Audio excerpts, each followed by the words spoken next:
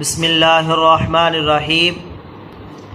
جو لوگ رب تعالیٰ کو راضی کرنے کے لیے روزہ رکھتے ہیں، قیامت کے دن ان روزہ داروں کے لیے دعوت کی جائے گی۔ قیامت کے دن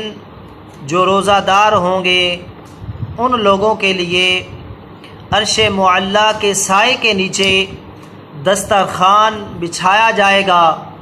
اور وہ لوگ جو روزہ دار ہوں گے وہاں پر بیٹھ کر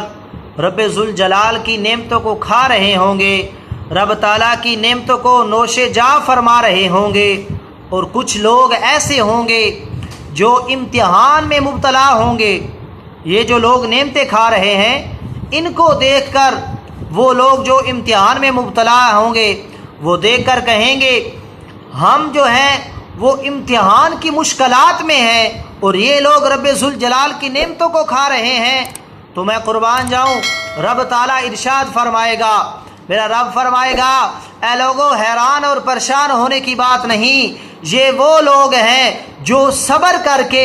روزہ رکھتے تھے، میں نے ان کو یہ انعام عطا فرمایا کہ آج یہ عرش معلیٰ کے سائے کے نیچے دسترخوان پر بیٹھ کر میری نعمتوں کو کھا رہے ہیں، اور تم جو لوگ ہو وہ رمضان میں بے صبرے ہو کر روزہ نہیں رکھتے تھے، اس وجہ سے تم آج جو ہے مشکلات میں ہو۔ پتہ چلا،